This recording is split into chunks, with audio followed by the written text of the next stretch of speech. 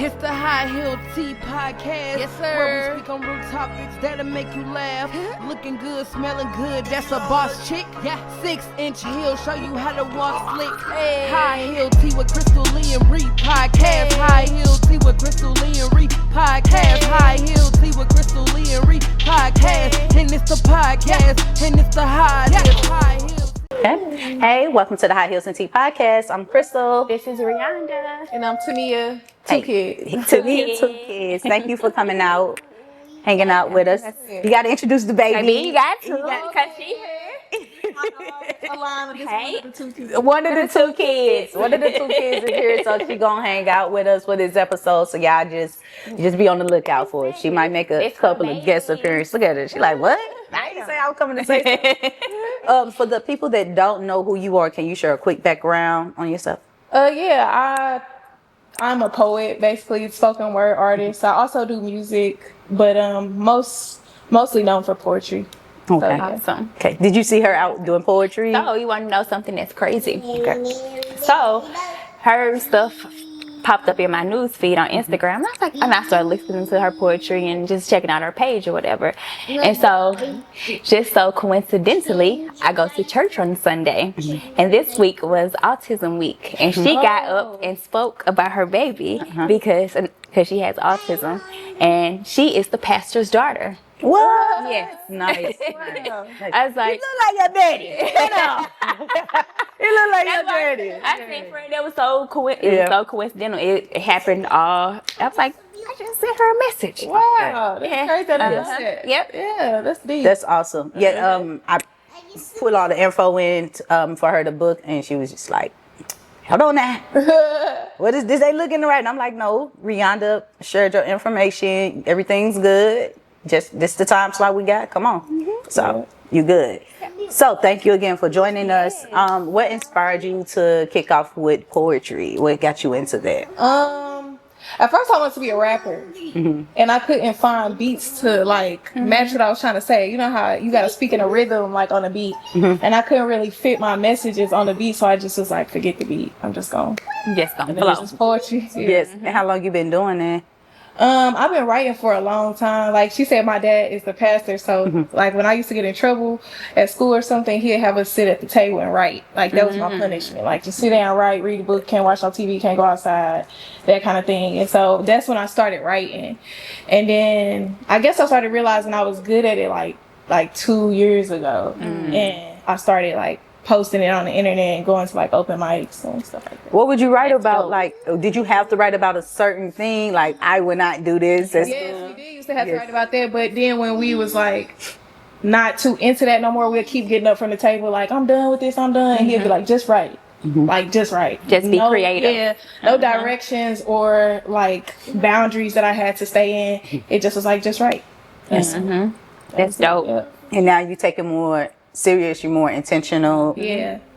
Now I guess you could say like I'm on like a spiritual journey of like she said, my dad is the pastor, but that wasn't always like the religion I was subscribing to. And so now I'm starting to take that more serious, just like my relationship with God, and so now I use the poetry as a way to kind of put that out to the people, my current like mind state, and what I'm feeling and going through, and that kind of thing. So it's just a form of expression for real. Basically, you transitioning and growing within your space. Yeah, because at first my poetry used to be like a lot of F that nigga poetry. It was rap. Yeah, it was rap. It was angry. It was angry rap. A lot of trap music. I got She was mad at you. Was mad at they did it. Yeah, exactly. So you know, it was poetry like about what I was going through in those relationships, because they don't both got the same dad. So it was two different relationships, and I just went through a lot, and I couldn't always express that to them or to other people. So it was in my poetry. Yeah. So I was gonna say, you have your kids, pretty much just announcing 2 kids. That's a part of your tag, your handle. Yeah. Is that intentional? If so, why is that intentional for you? But I think that motherhood is a large part of my identity, just because I became a mother when I was young, 19, and then I had my second kid at 22 or 23, and yeah, it's just part of who I am. Like I didn't really have an adulthood without having kids, so as soon as I turned from 18 to 19, I had a child. So it was just like Right out of high that's- school. Yeah, like that's who I am. I feel like. Yeah. Do you feel like you know who you are though outside of being a mother? Yeah, I have an idea. I don't have a full like grasp of it yet, but I think that's part of like me trying to have a relationship with God is to understand it. Like, Yeah, you're learning as you go. What else layers is it to me? Because I'm not just a mom, you know. I'm something else. Of course you're not. Yeah. So I know, for instance, with me being a mom, I had my oldest at 15, and so I've been a mother. You say your childhood, your adulthood, like this is my identity, part of it, and I had to learn how to do things by myself without including them in every single thing. I still do include them in most of the stuff, but I remember just like I had to go to therapy and everything, and I had this real like separation anxiety from them.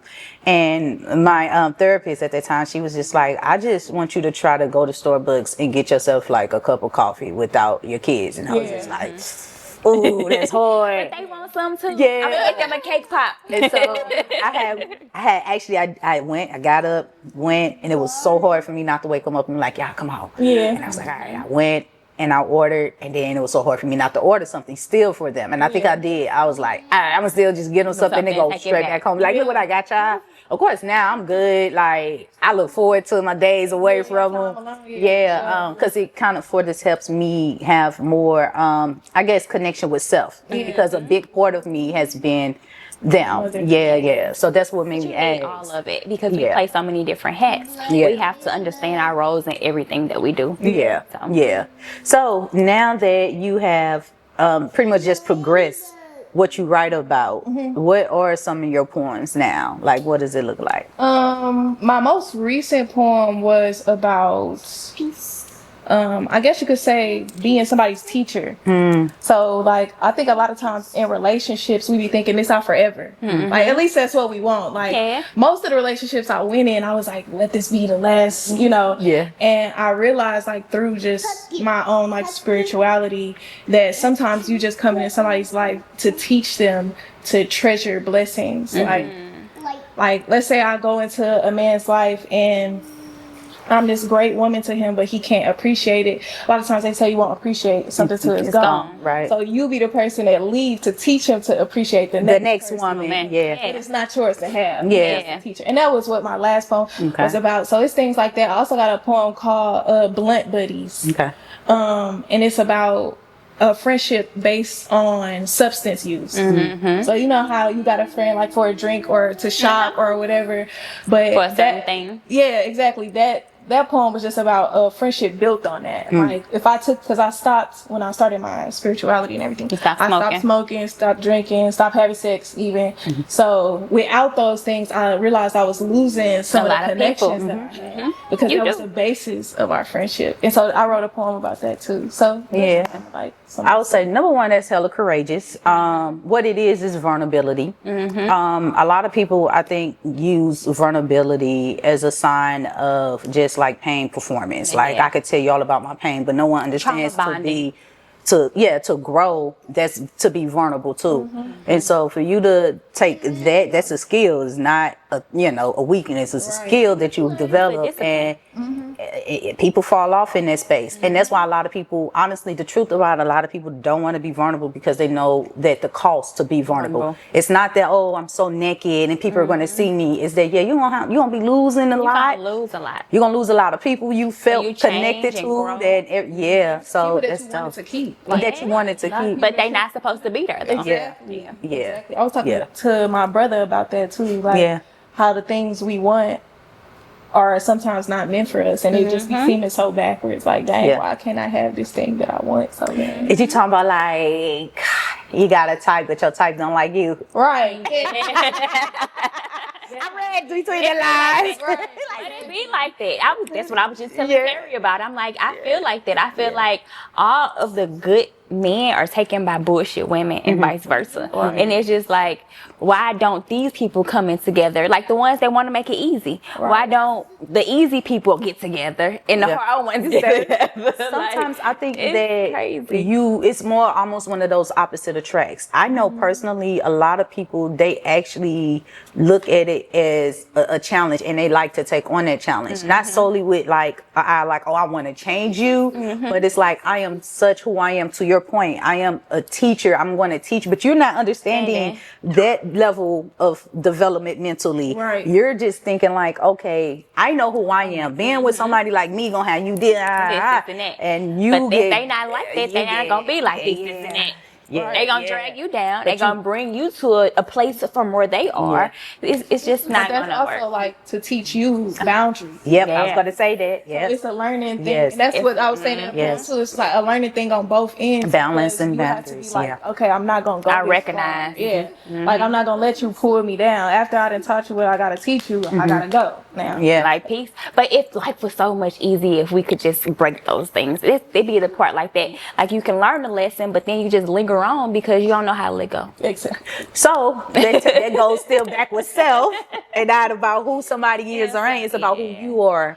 And if It'd you be hard, understand who you is, or if you understand yourself and you understand like, hey, no matter who you're going to be or not, I'm going to be me. And whether this is to be, forever or not, you're going to learn from me, but I'm still going to be me. I'm not going to let you not being mature enough, and not to say everybody always bad just because they don't understand who you are or where you at, but just because you're not here yet, I know staying here is going to weigh me down. Yes. You know what I'm saying? So I have to keep going, but I love you. I love you. But it's But growth, goodbye. though. But the thing is, like, even if you're not on the same level as I am, when we get together and you start recognizing my character traits, you start recognizing who I am, if you don't want to change those things about yourself, then that's your fault. True. And so within that space, everybody, when you're in a relationship, everybody's not going to be just wholly right. The situation is going to be like, I'm willing to put in that effort to learn to be with you, to learn to, just do the things or be around you to make you feel good. And a lot of times people don't even want to put in the effort. It requires a lot of, I think, to really humble yourself and say, all right, I'm here. You're so good. I'm going to humble myself and just learn and be the best I can be for you. I think it sounds good, but I think the natural human reaction is not that. I think that the natural human reaction is like, a bitch thinks she better than me. You think you better than me. Hold on, let me tell you, you ain't nothing without like a natural human reaction is that. Because you got to think somebody that already arrived with who they are, and they come across you and they realize like you're beautiful. Or even if they look at it like, dang, you way more farther than me, they probably won't put themselves in your path in that way. They probably be around you for inspiration, but they're not going to try to insert themselves in your life because they know they're not ready. Like, even though with being, I think a lot of times people think being healed means like not necessarily perfection, but that you're all good. You have to know your vices. You have to know your own weakness still. You got to be accountable for yourself. Yeah. Like, I can still come across someone and realize like, hey, you fire, but I will go to a people-pleasing space with you because you fire. You know what they say now, you little fine shit. I can't do you. Self-awareness. Self-awareness. So what is your ultimate type? So like if you had to choose the man that you would want to be with, what would that look like? And men on TikTok. Not here. They on TikTok. My dad is like tall, dark. Amen. Amen. Father. Oh my God. I know you heard. I know I wouldn't even tell nobody that's my daddy. I wouldn't even tell nobody. They be like, you want me to help you with baby? I wouldn't tell nobody that's my daddy. Amen.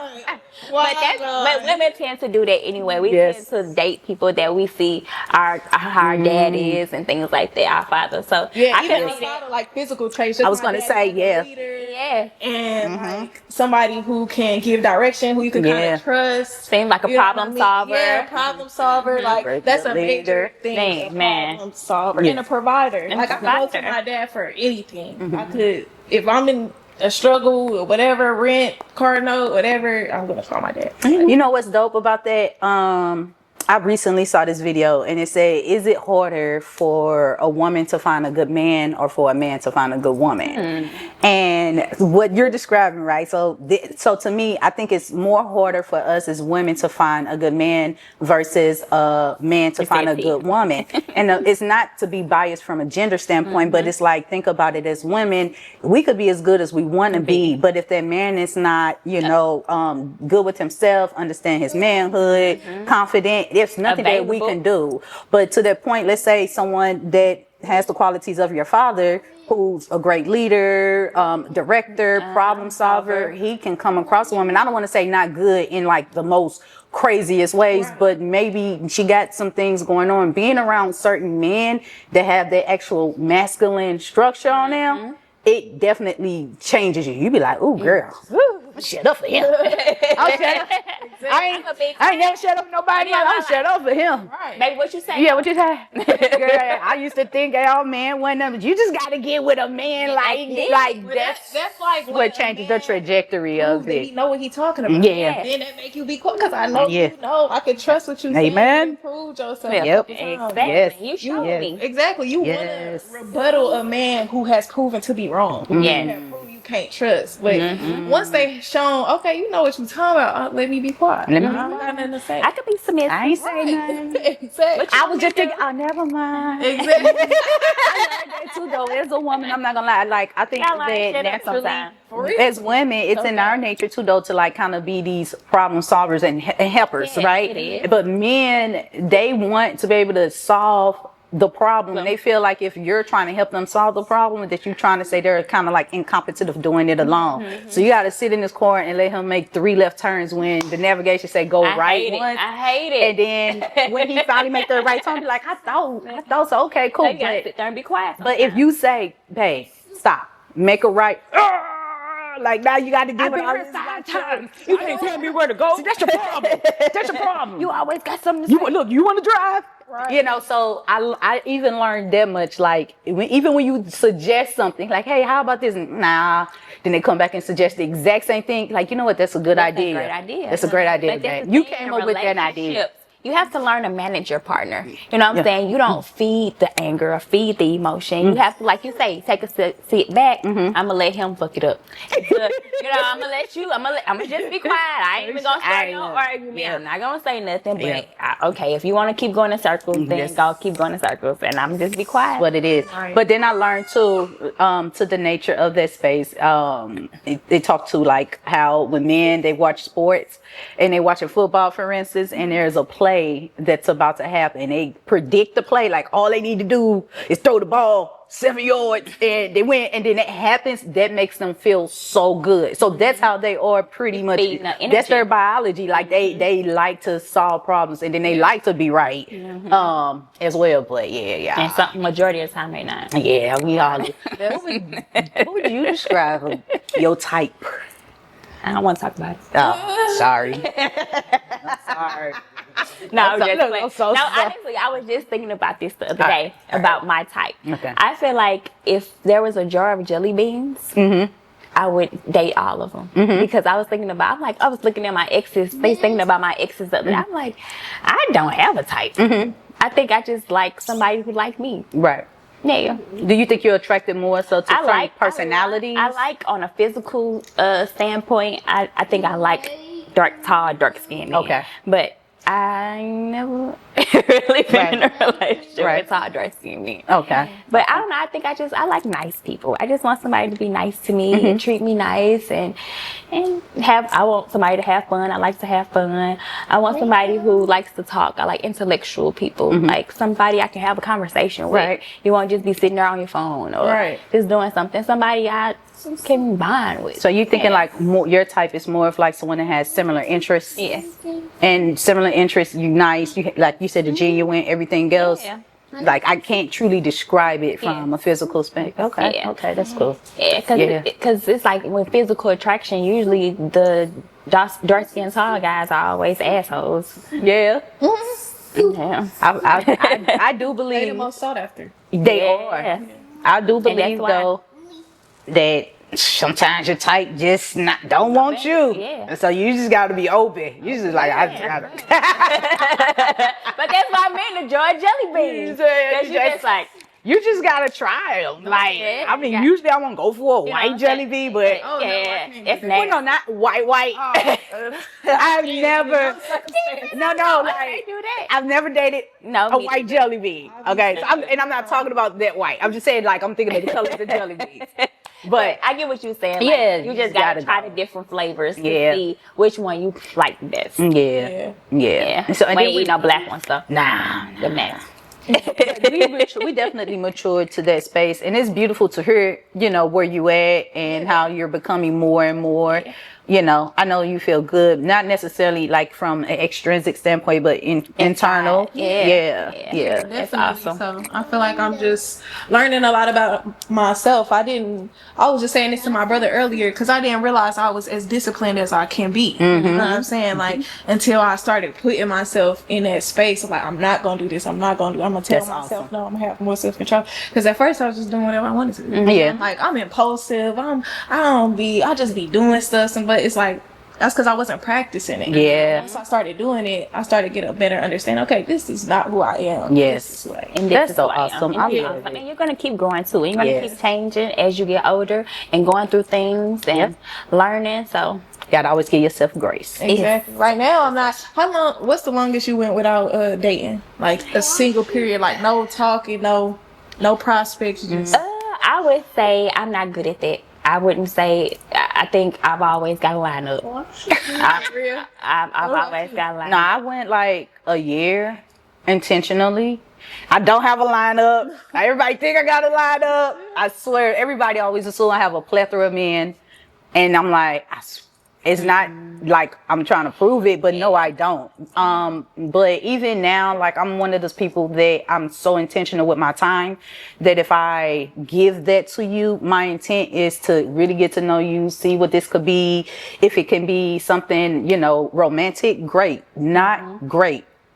I don't waste Maybe time. just friends. Y'all just So, supposed to meet. I don't, maybe we just, and honestly, I never really truly grow past we just supposed to meet stage with nobody. Right. Yeah. So I haven't gotten to that full blown out what I consider dating. But I'm open to it. And I feel but like- a year for sure. I won't say that I've had consistent relationships. I would say that I've been by myself because I live by myself. I'm by myself, but I've had situationships. Like I'm saying, like even if I'm not in an actual relationship, I have somebody I could call if I needed to. Yeah. Like just sit at home. And what happened was for me, I was trying to date, and I'm like, God always dang, like you trying, I can't you get, trying to go it's for a it. drought, Yeah. I can't get that. So I was like, okay, cool. And I spent 30 days unintentionally by myself. Like it was just 30 days. So not even no one to go talk to, nothing. And then it was like, cool. So I'm definitely someone that's 100% comfortable in my solitude. I don't need to have no interaction with you at all. Like I don't need a man just for this or I don't need no interaction. And I had to learn to be that because my life has, speaking to being a mother since I was 15, I got married at 21, then I got married again like at 26, I think, or 27. Like my life has always been around other people. And so I am in a space where I love the fact that I can Just be by yourself. be by Yeah. myself. And then And it feels good too. It feels good to. I think it feels really good to be by yourself because it also helps you to learn who you are. True. It's like, okay, I am this person. Like kind of what you were saying. Like that discipline. You It's just like when listen you to meet it. somebody else, like I'll be feeling like a lot of us don't really like know us. Who you are. So how can you even Like, date? How can you expect to really say this person is this and that? You gotta know yourself. You gotta be really gotta know accountable for yourself. I was gonna say too, speaking to discipline, I'd switch to the vegan lifestyle. When? She's been doing it for a while. No, I did switch to vegetarian last year. Then I switched to vegan around February this year. Wow. And just because. And everybody's like, why would you? And I'm like, it has remember. nothing to do with no animals. It got nothing to do with no allergies. Right. I'm just having fun with discipline. It feels so good to win all these years to Staying do this consistent. and do that, and then it's just like I don't need that, and I feel good. Right. You know what I mean? I ain't gonna lie, barbecue smell good. It always smell good. Give me one of them hot dogs. But to That's Memorial Day? girl, I was like, close the windows. Like, God damn, it smells good out there.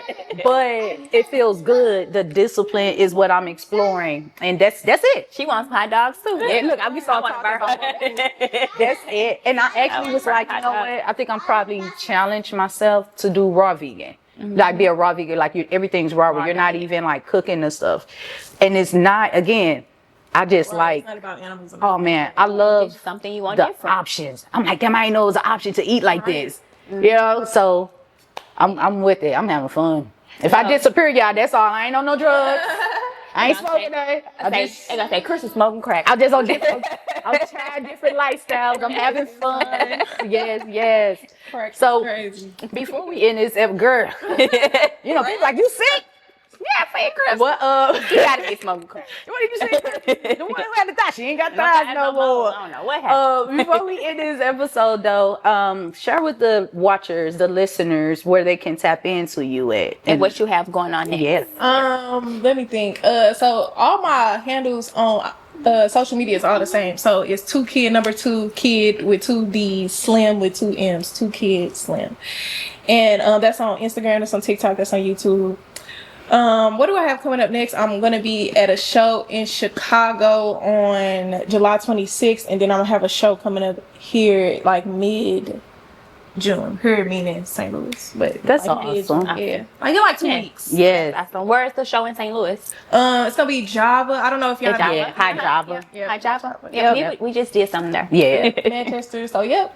That's And the so Grove. awesome. Like, super excited to hear about you, learn more about you and what you got coming up next, and much success. Thank you so much. And do you do bookings for people or places? Or? Yeah, Okay. people booked me. This lady booked me for her mama's 75th birthday because she like was a breast cancer survivor, so she needed that's like dope. a specific poem. So you know, I do personalized poetry and things like that too, like just on the side kind of thing. But I mostly like to perform like on stage. Okay. with people. Yeah, That's awesome.